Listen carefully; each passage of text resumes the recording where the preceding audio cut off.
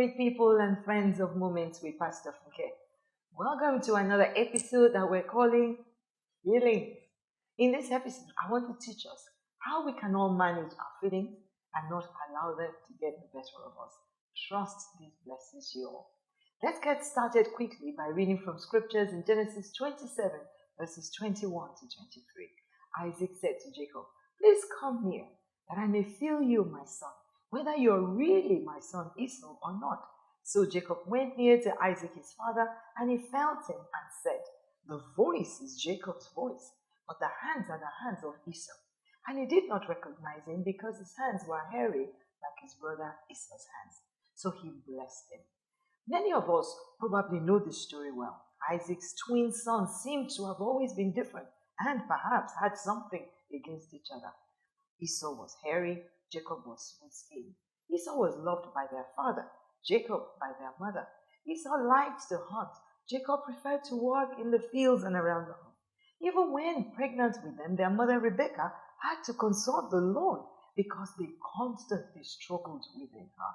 Let's read from Genesis 25:21. Now Isaac pleaded with the Lord for his wife because she was barren, and the Lord granted his plea, and Rebekah, his wife, conceived.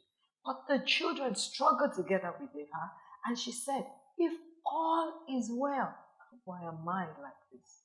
So she went to inquire of the Lord. And the Lord said to her, "Two nations are in your womb.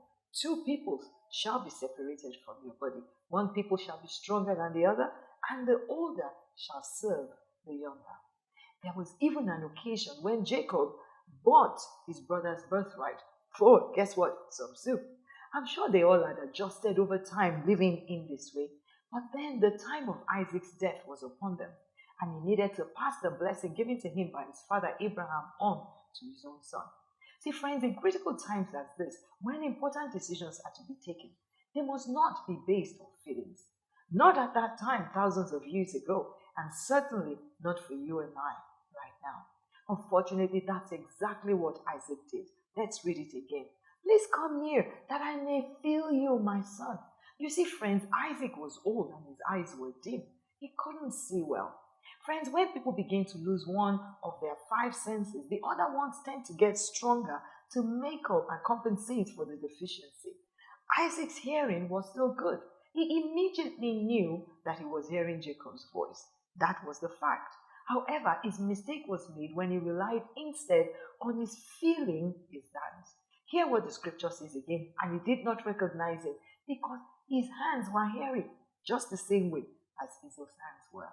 And so he blessed him. Of course, they weren't Esau's hands. Jacob and their mother had tricked him by putting animal hair on Jacob's hands. Isaac's error was done when he felt, not when he heard. Friends, your feelings are at best unreliable. Think back to a time when you must have relied on your feelings in taking a decision. Can you recollect the outcome? Chances are that it didn't go as well as you planned it. The reason that happened is this: your feelings are not facts. For example, your feeling about the job you have now may not be good. Maybe you don't even take pleasure in it. But that doesn't mean that job or the company you work for is bad. Someone else may come into that same position and absolutely flourish in it. And friend, perhaps that job would be even more fulfilling if you worked on your own negative feeling about it. And there are some people who have walked out of very good marriages because they felt that things weren't working, like the marriages of their friends from work or school, only to find out the facts later. But that good man or woman they had taken a walk. Then comes the regret. How about those who spend money based on feelings? I just love it. I have to have it. They ignore the fact that their incomes don't support such extravagance. They take on credit they can hardly service and pay back. Then comes the shame when their family and friends begin to receive phone calls from creditors. Can I admonish someone today? Please stop relying on your feelings and consult your mind first. Now, this is true especially for marriage decisions. Singles just shouldn't consider how they feel.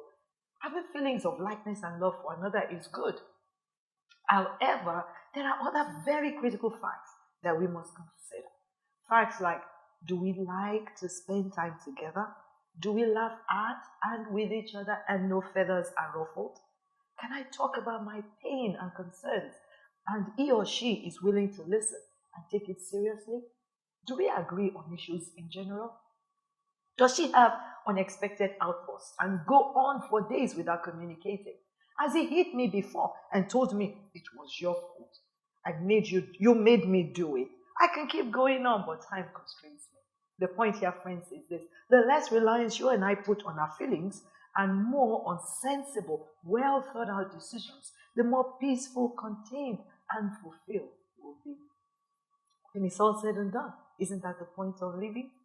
Well, friends, thank you so very much for being a part of this wonderful episode.